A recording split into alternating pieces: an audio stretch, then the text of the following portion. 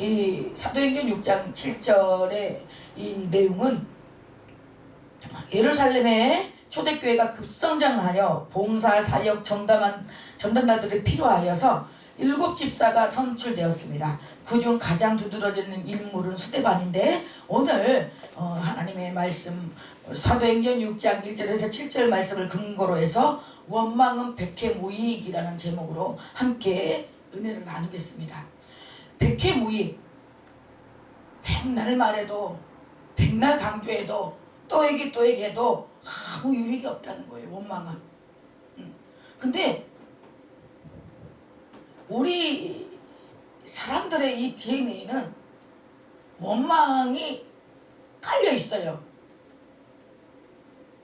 우리 조상 때부터 출애굽할 때 그 백성들이, 이스라엘 백성들이 원망을 했잖아요.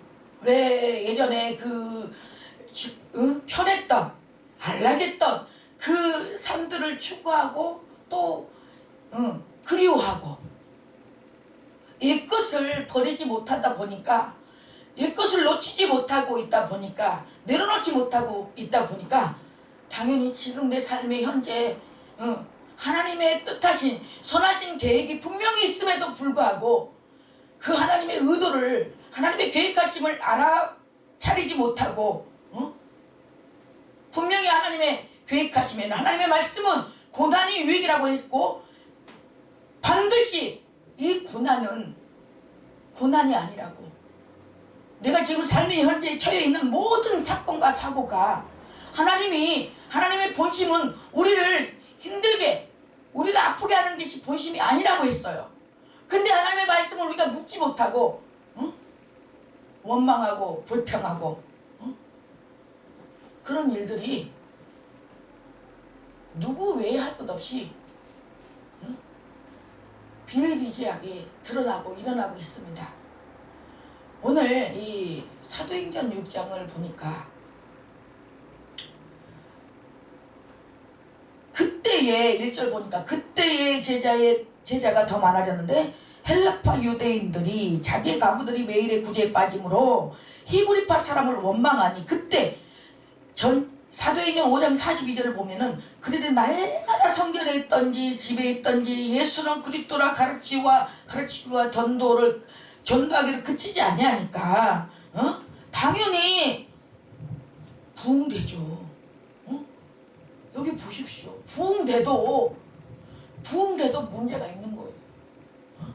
우리가 우리의 삶에 풍성하고 걱정거리가 없고 정말 평안하고 평강이 있으면 아무 문제 없을 것 같은데 그래도 문제가 있잖아요. 우리가 삶 속에 하나님 나라 갈 때까지 문제는 끊어지지 않아요. 문제는 끊어지지 않고요. 사건 사고는 없을 리가 없어요. 우리 삶에 늘 도사리고 있어요.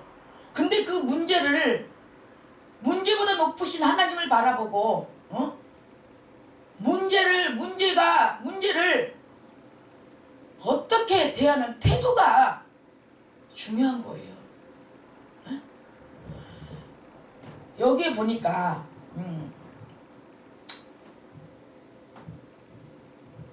예루살렘 교회에는 두 당파가 있었어요. 하나는 히브리 유대인이고 또 하나는 헬라파 유대인인데, 유대인들은 고향에서 사는 사람들보다 다른 나라에 가서 사람들이 더 많았어요. 다른 나라에 가서 흩어져 사는 유대인들, 디아스포라, 그 흩어졌던 사람들 중에 고향 예루살렘에 돌아와 정착한 이들이 있었는데, 이 사람들이 헬라파 유대인이에요. 그리고 교회 안에서도 이 두 부류의 사람들이 있었는데, 서로 다른 환경에서 살았기에 말도 달랐고 문화도 달랐고 생각도 달랐어요. 아니, 우리가 한 집에서 사는 부부도 자녀도 생각이 다르고 말이 다르고 문화도 다르고 사상도 다르잖아요. 이런 뿌리에서 시험이 생겼어요. 당시 가난한 사람들이 많았기 때문에 매일 양식을 나누어 주어야 했는데, 헬라파 유대인들 사이에서 불평과 원망이 나오기 시작한 것입니다.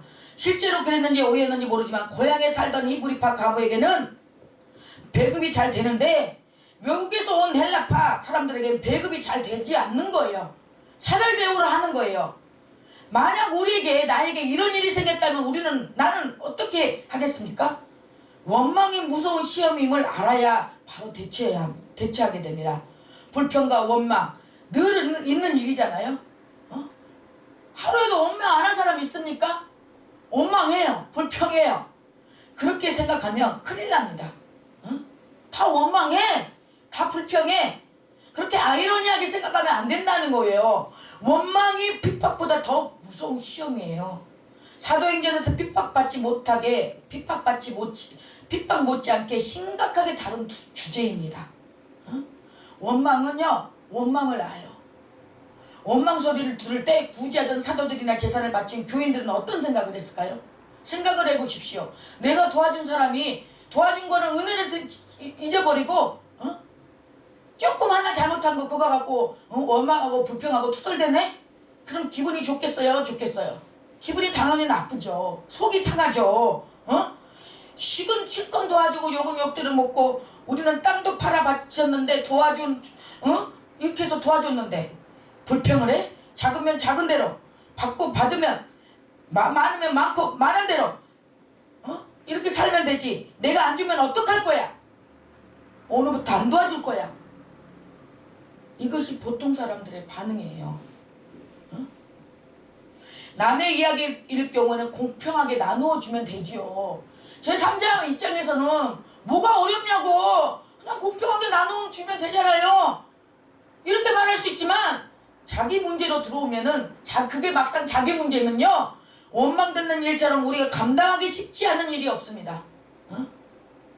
나는 잘해준다고 했는데, 내가 도와줬는데 누가 나에게 불평하고 원망을 들으면 화가 나잖아요. 속상해요.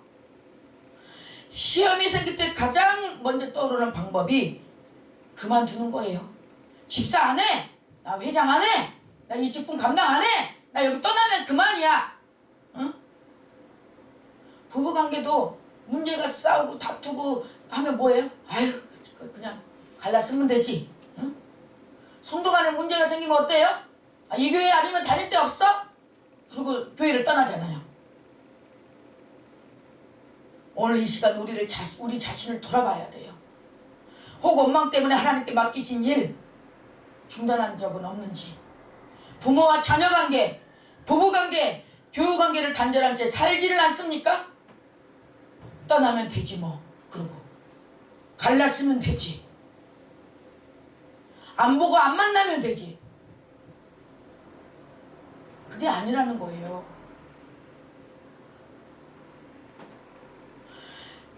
사랑하는 여러분, 우리는 구별을 잘해야 됩니다.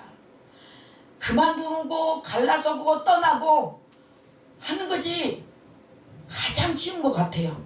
회피하는 거, 합리화시키고 정당방어시키고 가장 쉬운 것 같지만 이게 해결책이 아니에요. 사탄이 의도한 대로 돌아가기 때문이에요. 사탄은 끊임없이 문제를 통해 우리의 일을 중단하게 만들고, 내가 희생했는데 이것밖에 돌아오지 않는구나. 내가 이렇게 했는데 이것뿐이야? 이것밖에 안 돼? 중단해라. 그만둬라. 마귀가 우리 속에 원망을 불어넣고 참수하고 있는 것을 깨달으시길 바랍니다. 이해되십니까? 아멘이십니까? 우리가 살다 보면은 많은 시험거리가 있어요.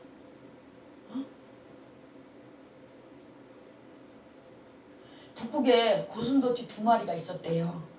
떨어져 있으면 너무 춥고 안고 있으면 너무 아파요. 찔러대니까. 근데 이것이 우리의 자화상이에요. 이것이 부부간의 부모간의 이 관계 속의 모습이지 않을까요? 우리는 함께 있을 때 미워하고 싸우고 헤어져 있으면 그림으로 목이 탑니다. 나만 찔리는 것이 아니고 내 안에 있는 가시 때문에 찔린다는 것을 알아야 돼요. 내가 아프면, 상대방 때문에 내가 아프면 나 또한 상대방을 아프게 한다는 것을 인지해야 돼요. 자각해야 돼요. 상대방만 나를 아프게 한다고 생각하지 말고 나 또한 상대방을 아프게 한다는 것을 알고 서로가 조심하지 않으면 답이 없어요. 답이.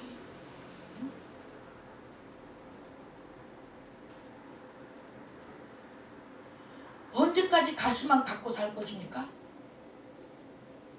남의 가시만 생각하지 말고 자신 안에 가시도 보아야 하기 때문입니다. 응? 나의 들보는 보지 못하고 남의 들보만, 응?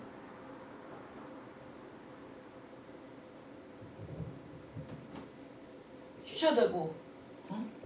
그러면 안 된다는 것이죠. 우리는 건드리지 않으면요 누구나 오냐합니다. 아니 안 건드리는데 뭐 괜히 화내고 뭐 짜증내고 그러면은 정상이 아니죠. 당연히 누구 건드리면은 지렁이도 밟으면 꿈틀인다고 찌르고 건드리면은 움틀하고, 응? 반응을 일으켜요.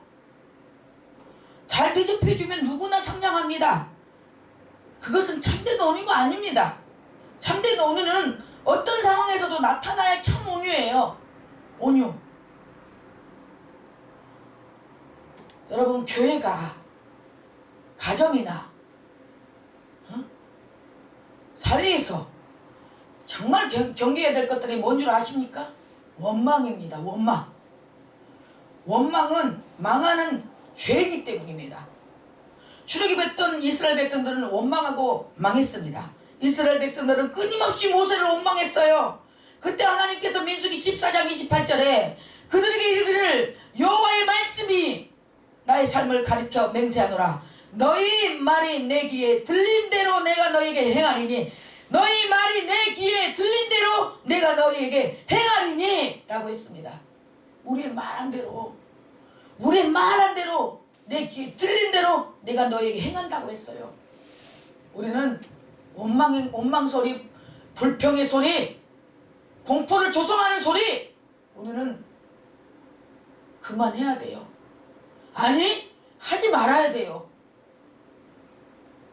감사의 소리, 응? 긍정적인 소리, 진취적인 소리,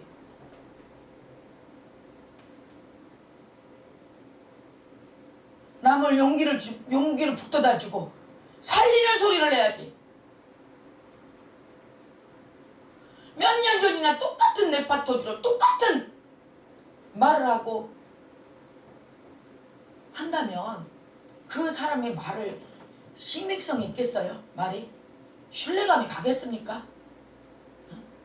인간도 안 가는데 하나님이 신뢰가 가겠냐고. 하나님이 응?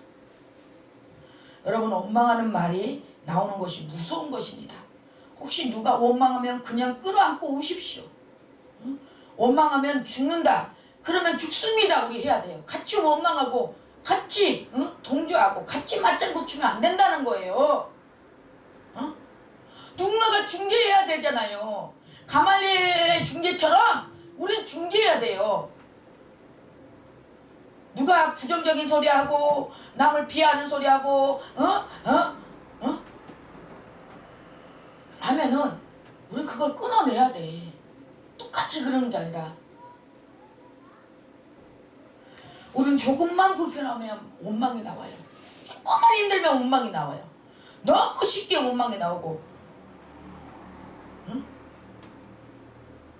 운전하다가도 원망이 나오고, 밥 먹다가도 원망이 나오고, 잠자다가도 원망이 나오고, 조금만 생활이 불편하면. 응? 그런데 하나님께서 오늘 말씀을 보게 하면서 깨달았습니다. 원망을 듣고 같이 원망하는 것은 똑같다는 거예요. 우리는 여전히 원망 소리를 들을 때 같이 원망하고 극단적인 거부감으로 반응하는 사람입니다. 이것이 마귀에게 휘둘리는 것입니다. 하나님은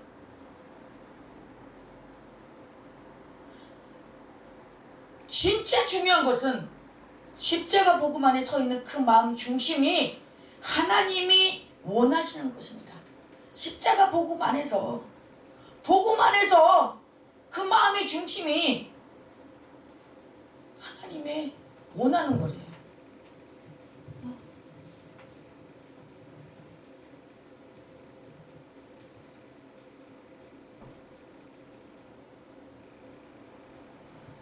여기서 우리가 돌아볼 거는 이 사도들이 실수한 게 있어요.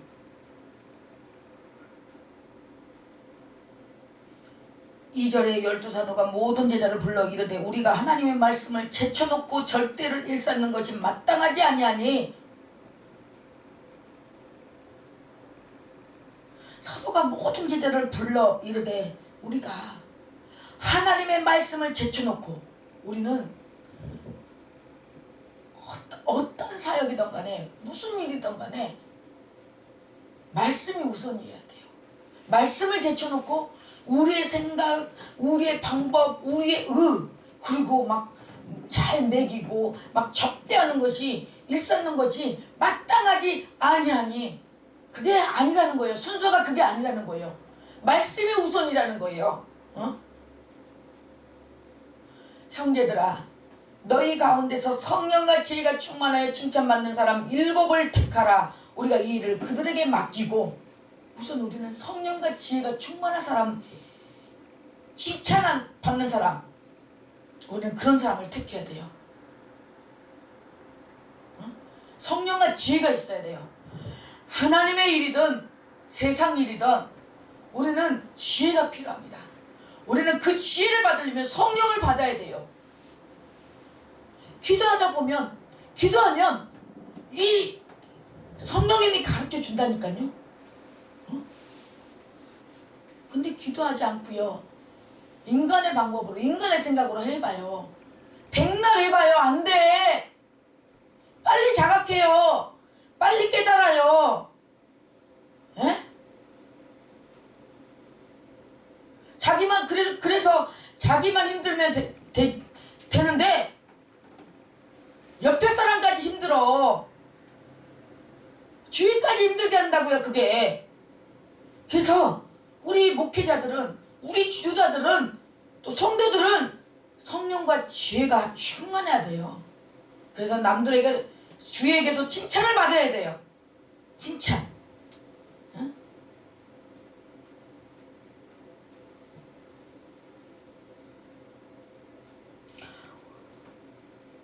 사도들은 십자가 사람이었어요.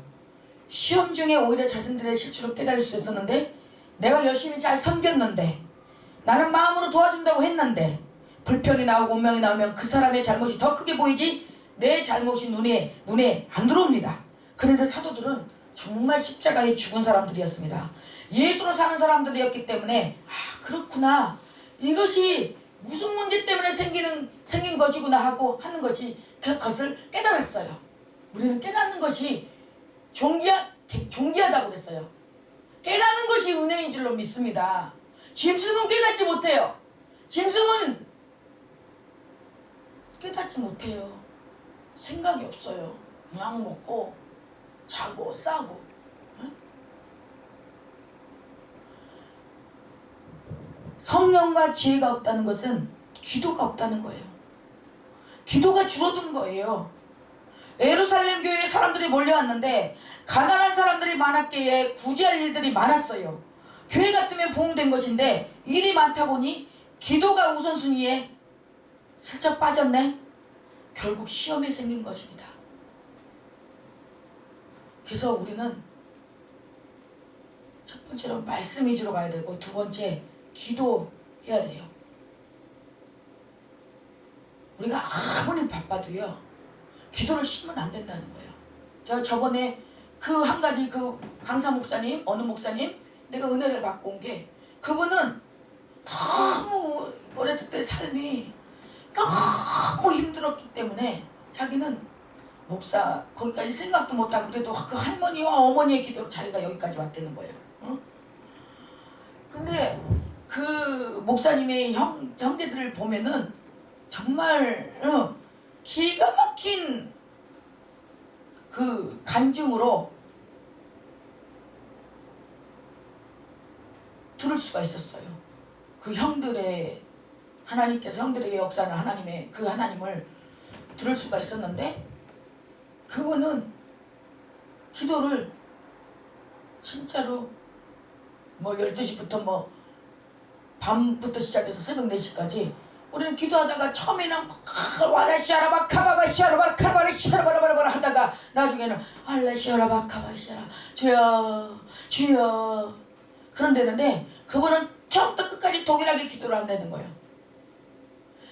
개척도 교회도 돈 있어갖고 한 게 아니었대요. 기도하다 보면 너 어디로 가라? 그러면 간대. 돈 있어갖고 가는 거 아니야. 계약하려면 돈이 없잖아. 돈이 어딨어. 가서 나 이거 계약한다고. 돈 있냐고. 아니 없다고. 이만저만 해서 이렇다고. 언제까지만 기다려. 기도하면 하나님이 도와준다는 거예요. 근데 그것까지 그때까지 그 기다리기까지 얼마나 그 기도하고 인내하며 사투를 벌여가면서 그 기도한 그게 쉬울까요? 쉽지 않습니다.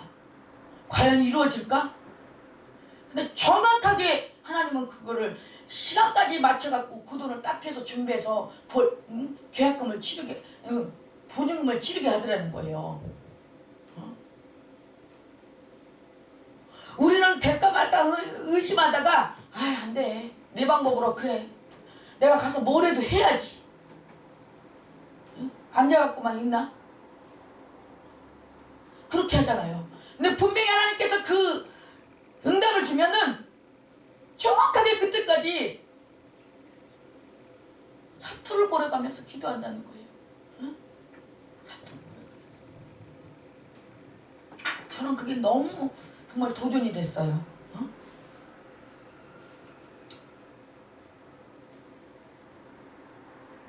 겟세마네 동산에서 졸다가 예수님이 십자가 달리실 때 예수님을 부인했던 그들이 바로 내가 아닙니까? 여러분이 아닙니까? 그렇습니다. 이제부터는 무슨 일이 있어도 기도를 쉬지 아니하고 기도 쉬는 죄를 범하지 않기를 예수님 이름으로 축원합니다. 말씀을 전하는 일을 우선순위에 두고 그리고 우리 교회의 일을 우선순위로 했어요. 교회가 없으면 모르지만 교회가 있잖아요. 교회에 포커스를 맞춰야죠. 교회에.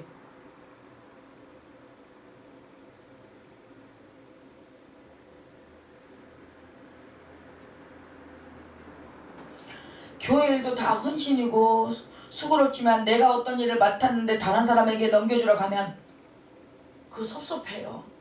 그런데 사도들은 그것이 아무 문제가 안 됐어요. 기도하고 말씀 전하는 일 이외에 우리가 다른 사역은 다 나누십시다. 그 구제 사역이 재정을 맡고 있는 사역입니다.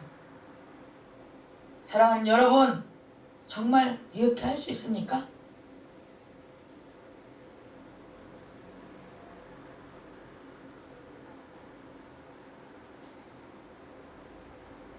사도들은 자기들이 구제 사역을 대신 맡을 사람을 뽑지 않고 교인들이 뽑아오라고 했습니다.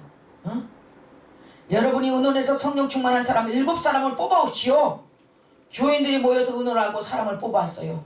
우리가 알고 있는 그 집사 7집사라고 하는 사람들인데 온 무리가 이 말을 기뻐하여 믿음과 성령이 충만한 사람 스데반과 또 빌립과 브로고로와 니거노로와 디몬과 바베나와 유대교회관 안디오스랑 니골라를 택하여 7사람의 이름이 공통점이 있는데 다 헬라식 이름이라는 것입니다. 이것은 굉장한 말인데 이렇게 될 수 있는 교회가 있을까요? 지금 교회에서 헬라파 사람들로 인하여 시험이 생겼어요. 헬라파 가부들을 소홀히 여긴다고 불평을 제기한 건데 그 일하는 사도들이 뒤로 물러나기로 했어요. 교회 안에 이런 일이 실상 벌어지면 쉽지 않은 일이 생긴 것일 때 담임 목사님 그만하세요. 손 떼세요. 이렇게 된 것입니다. 교인들이 모여서 의논했습니다. 사도들이 아니고 교인들, 성도들이 의논했어요. 헬라파 교인들 안에 이런 불평이 생겼는데 그러면 헬라파 교인들을 세웁시다. 그러면 문제가 근본적으로 해결되지 않습니까? 오해다 아니다 할 것도 없지 않습니까? 그거 정말 지혜로운 생각이네요. 히브리파 교인들이 다 물러서고 헬라파 교인들이 주관해서 재정을 맡아서 하십시다. 의논한 결과 여기 보세요. 7명을 뽑아 양식 나눈 일을 다 맡겼는데 모두 헬라파 사람들에게 맡겼어요. 이것이 초대교회 분위기였어요. 그래서 요즘은 지금 평신도라는 말이 적인데 평신도 사역으로 지금 이런 규모가 있고 조금 이렇게 교회들은 평신도 사역으로 돌아가고 있어요. 나는 죽고 예수로 사는 십자가 복음이 분명하지 않으면 이거 못 해냅니다. 정말 감동이에요. 나는 죽고 예수로 사는 십자가 정말 멋있습니다. 근데 그거 쉽게 안 죽어져요. 안 죽어져. 참 지질하게 아주 끈질기게 스물스물 내 차가 나 욕심 내 자존심 수치요 뭐여 건들리 차치면은 그 잠재돼 있던 숨어졌던 나의 그 혈기와 그런 자존심들이 표출을 하고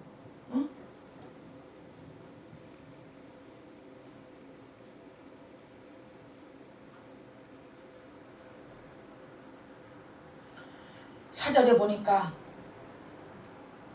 오로지 기도하는 일과 말씀 사역에 힘쓰리라고 했어요. 기도하는 일과 말씀 사역에. 기도하는 일과 말씀 사역에 전무했는데 봉이 안 됐습니까?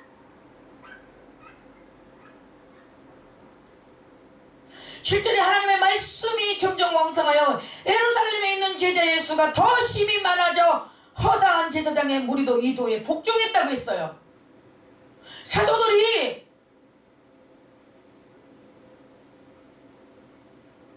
기도하는 일과 말씀 사역에 전무했어. 아무것도 안 했어. 그런데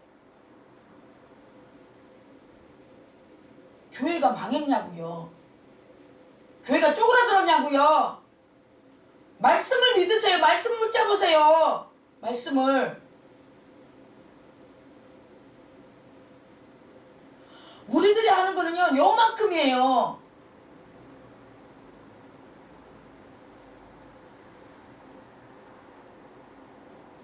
적어도 우리가 목회자라면은 목회자로서의 어떤 자존심은 있어야 되는 거 아닙니까? 하나님 앞에 말씀하세요. 아버지, 나 주의 종으로 부르지 않았습니까? 나 성대로 부르지 않았습니까? 그 확실한 증거를 보여주세요. 네?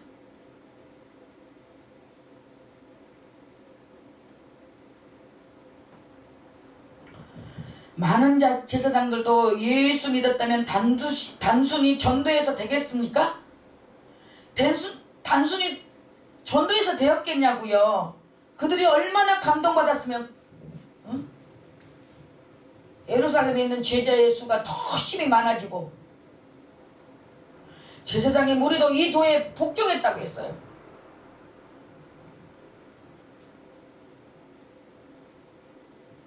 바닷가에 가서 보면은 파도는 끊임없이 강한 힘으로 밀려왔다가 밀려갑니다. 겉보기에는 스스로 움직이는 듯하여 보이지만 사실은 멀리 있는 달의 인력에 의해서 움직이는 것입니다. 그런데 바닷가의 파도가 달의 인력 때문에 밀려왔다가 밀려가는 것보다 더 놀라운 것이 우리가 예수를 살 때 우리 안에 일어나는 변화입니다. 예? 네. 사람이 어떻게 저렇게 변할 수 있을까? 어떻게 저렇게까지 용서할 수 있을까? 어떻게 저렇게 사랑할 수 있을까? 우리도 모르는 엄청난 영향을 받고 있습니다. 하나는 육신이고 또 하나는 성령입니다. 이와 같이 사람도 겉보기에는 스스로 움직이는 것 같으나 우리가 스스로 움직이는 것 같으나 영적인 힘에 의하여 움직여지는 것입니다. 육신이나 예수님이나 하는 차이가 있을 뿐입니다. 우리가 원망도 이길 힘을 갖는 것은 예수님 때문이에요. 사람들은 자신이 혼자 동떨어져 있다고 생각해요. 그렇지 않습니다. 모든 사람은 보이지 않는 신비한 끈으로 연결되어 있어요. 우리는 다 영향력을 끼치고 받고 살아가고 있어요.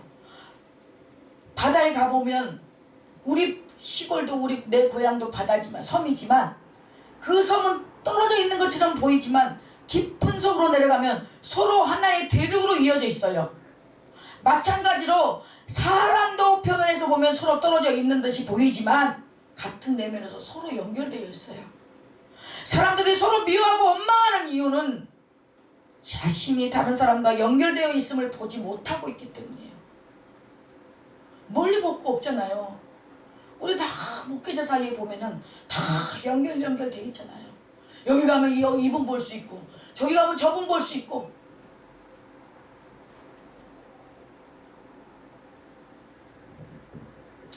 악한 영은 사람 속에서 항상 억울하다, 응?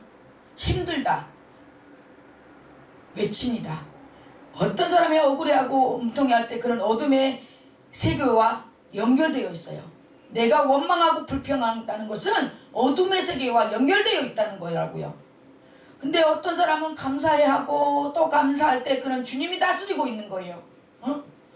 억울하고 서운한 마음에 살그머니 당신 여러분의 속으로 마음속으로 들어올 때 결코 그 생각을 받아들이면 안 돼요.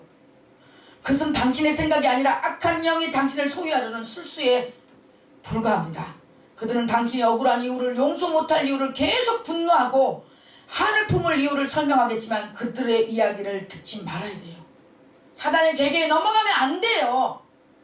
예수 이름으로 명하노니 나의 생각과 마음의 원망과 불평을 참수하고 부정적인 말을 하게 하는 더러운 악한 것들아 낯설은 예수 이름으로 명하노니 떠나갈지어다. 그리고 자꾸 선포해야 돼요. 예수님께서는 가는 곳마다 악한 귀신 들린 자들이 얘기할 때 입담을 나고 꾸짖습니다. 우리도 원망의 말이 나올 때 그렇게 해야 됩니다. 이 사탄아! 입담으로! 아멘? 할렐루야. 사랑하는 성도 여러분, 언제까지 우리는 비난하기를 멈출 것입니까? 언제 우리는 자기 연민을 중단할 것입니다. 중단할 것입니까? 언제까지 우리는 형제들을 미워할 것입니까? 언제까지 우리는 푸념을 늘어놓을 것입니까? 언제까지 우리는 운이 없다고 화성이 것입니까? 언제까지 우리는 용서하지 않는 이유를 나열할 것입니까? 언제까지 우리는 행복하지 않는 이유를 나열할 것입니까? 언제까지 우리는 사랑할 수 있을까요? 언제까지 우리는 가까운 사람들에게 정말 감사하다고 말할 수 있을 것입니까? 언제부터 우리는 행복을 만들어갈 것입니까? 언제부터 우리는 천국을 경험하며 살아갈 것입니까? 우리는 지금 결단해야 돼요. 현재 now. 이미 하나님이 다 이루어 놓았어요. 나 죽고 예수로 사는 십자가만 붙잡으면 됩니다. 그래서 사도 바울은 내 안에 성령의 법과 죄의 법이 싸운다 그래서 싸워서 오라 나는 공고한 사람이로다. 누가 이 사망의 몸에서 끊을 수 있을까? 그래서 나는 날마다 죽는다고 그러잖아요. 사도 바울도. 그 사도 바울은요 정말 교육적으로나 어떤 부분에서 문화적이나 이런 배경에서 나무랄 데 없는 사람이에요. 그런데도 그 부분이 되지 않으니까 나는 날마다 죽느라고. 날마다 죽어야 돼요. 나도 죽어야 되고 나도 너도 다 죽어야 돼. 그래야지 예수가 나타나요. 내가 안 죽는데 어떻게 예수가 나타나요? 우리가 김치 담글 때 배추 있잖아요. 제대로 안 절거주면요 막 다시 살아나요. 다시 살아나서 밭으로 가게 생겼어. 그래서 팍 절여야 돼. 팍 절여야지 김치 버무릴 때 잘 버무려져요. 근데 우리도 마찬가지로 팍 죽어야지 죽을 듯 말 듯 그냥 어쩔 때는 그냥 죽었다가 어쩔 때는 내 자존심 건드리고 내 저기 할 때는 그냥 확 살아났다가 그러면은 그거는 죽었다고 할 수가 없는 거예요. 잠시 가직적으로 쉬어하는 거지. 우리 그만 쇼해야 돼요. 죽을래면 확 죽어야 돼요. 에? 우리 그만 쇼합시다. 그만 연극 그만하자고요.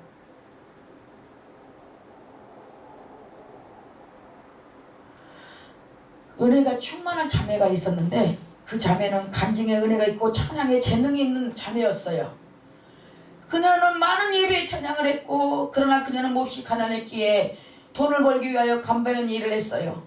어느 날 환자의 대소변을 치우며 눈물이 났어요. 오 주님, 당신께 영광을 돌려드려야 하는데 언제까지 이렇게 남의 대소변을 치우고 있어야 합니까? 그 순간 주님이 말씀하셨습니다. 내 딸아, 내가 대소변을 치우는 것이 그 어떤 간증과 찬양보다 나를 기쁘게 한단다. 자아가 죽지 않은 사람은요, 어떤 환경에 가도 지옥같이 살아요. 에? 아무리 평화로운 곳에 가도 그는 원망거리를 발견하며 아무리 친절하게 대해줘도 그는 상처를 받습니다. 그러나 나 죽고 예수로 사는 사람은 자기 안에 천국을 소유하고 있어서 어느 곳에 있든지 은총과 사랑을 발견하며 마음의 평안을 잃어버리지 않습니다. 우리는 감사가 끊어지지 않아야 돼요. 다 잊어버려도 감사를 잊어버리면 안 됩니다. 우리 삶에, 우리 입술에 감사. 응?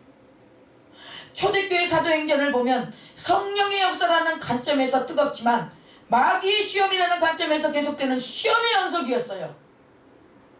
마귀는 너무나 교묘해요. 강교합니다. 그 은혜 중 순간에 넘어뜨릴 틈을 노려요. 여기 보세요. 그래서 그 틈바구니를 주면 안 돼요. 에? 긴장을 늦추면 안 된다고요.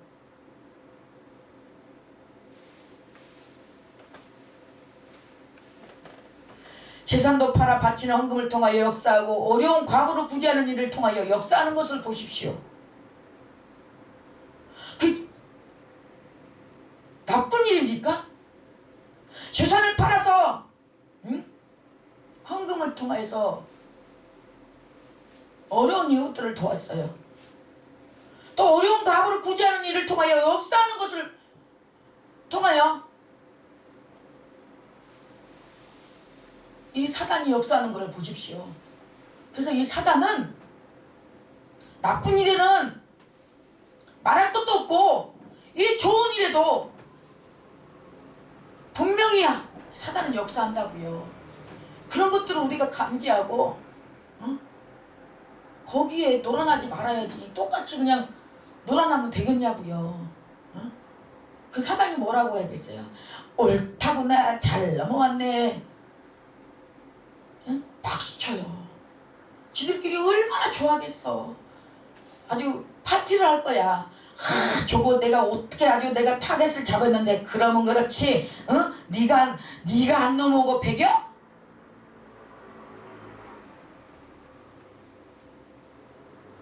우리가 사탄에 안 넘어가려면요, 기도의 쉬는 죄를 범하지 않아야 되고요, 말씀을 제쳐놓으면 안 돼요. 그리고 성령과 지혜가 충만해야 돼요. 그리고 주위에게 칭찬받도록 우리의 언행에도 행동을 똑바로지게 해야 됩니다. 똑바로지게. 예?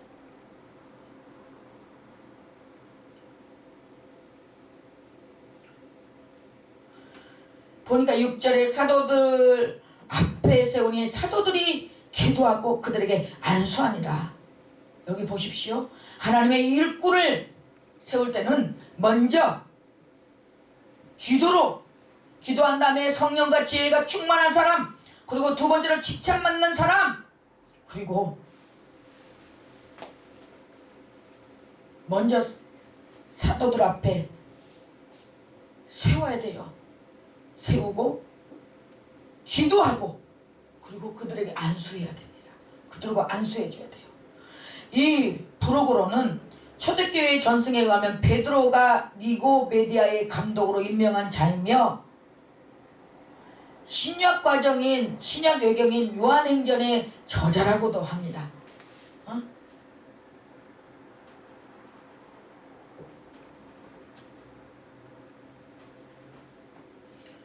그랬더니 7절에 하나님의 말씀이 왕성했다고 했어요.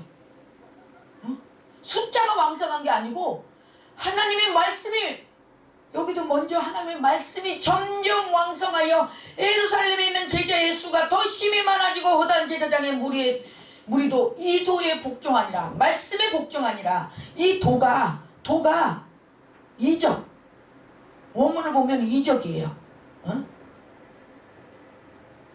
먼저 하나님의 말씀이 먼저 왕성했다고 했어요. 우리는 먼저 우리 내면에, 교회이든 보여지는 외면이든 내면이든 하나님의 말씀이 먼저 왕성해야 돼요. 말씀이 먼저 풍만해야 돼요.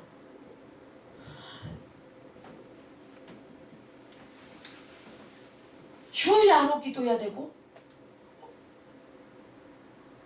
그런 능력과 이적과 기적을 보는 사람들 간증거 들어보면요, 그냥 주여 30분 하고 그렇게 해서 기적이 일어난 줄 아십니까? 엄청난 기도를 했어요.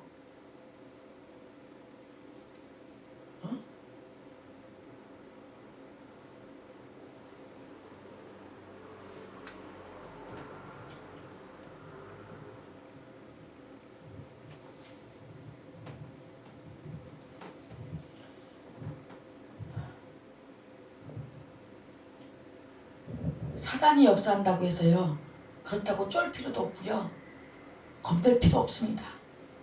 초대교회에 일어났던 시험이 한결같이 교회의 부흥으로 결론 지어졌어요.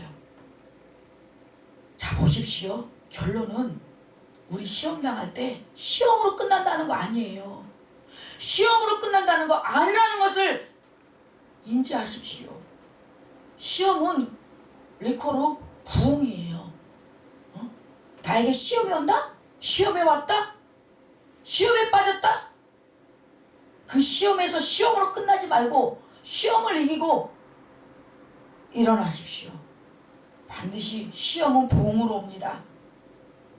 로마서 8장 28절에 우리가 알거니와 하나님을 사랑하는 자 곧 그의 뜻대로 부르심을 입은 자들은 모든 것이 합력하여 선을 이룬다고 했어요. 하나님을 사랑하는 자 곧 그의 뜻대로, 우리는 하나님의 뜻대로, 그의 뜻대로, 하나님의 뜻대로 부르심을 입은 자들이에요. 하나님의 뜻대로 부르심을 받은 자들이 서로 합력하여 선을 이룬다고 했어요. 여러분, 이 말씀은 가만히 있어도 그렇게 된다는 뜻이 아닙니다. 내가 죽고 예수로 사는 것이 분명하면 시험이 내게 100가지로 다가와도 그것은 다 감동이 되고 은혜가 되고 기적이 되는 것입니다. 십자가가 분명하면 그렇습니다. 십자가가 분명하면 시험도 곧 축복임을 믿어야 됩니다. 그래서 원망은 백해무익이에요. 원망을 낳고, 원망은 자기만 죽는 것이 아니라 상대방도 죽이고 단체도 죽이고 가정도 죽이고 자녀도 죽인다는 것을 분명히 깨달으십시오. 하나님께서 여러분 안에 마음 깊이 있는 쓴뿌리 가시 옥망 오늘 해결하시는 귀한 시간인 줄로 믿습니다. 오늘 다 해결받는 귀한 시간이 되리라 믿습니다. 예수 안에 죽고 예수로 사는 놀라운 은혜를 우리가 누리는 것입니다. 주님이 오늘 그 역사를 여러분에게 할 줄로 믿습니다. 여러분이 진심으로 마음을 열고 기도해야 됩니다. 주여, 주여 하시옵소서. 따라해 보십시오. 주여, 주여 하시옵소서. 하시옵소서. 원망도 이기는 십자가 복음을 제가 사모합니다. 원망도 이기는 십자가 복음을 제가 사모합니다. 우리가 이 사순절을 통해서 이 십자가 복음, 예수님께서 예루살렘에 입성했는데 우리가 이 원망 때문에 우리가 천국 입성을 못하면 안 되잖아요. 이 원망 불평 때문에 쓴뿌리 가시 원망 때문에 내가 죽지 못해서 나도 죽고 남을 죽이는 삶이 돼서는 안 되잖아요. 이 사준절을 통하여서 우리에게 정말로 이 내 안에 가시들 원망 불평들을 다 없애는 저와 여러분들이 되시기를 예수님의 이름으로 축원합니다. 축원합니다.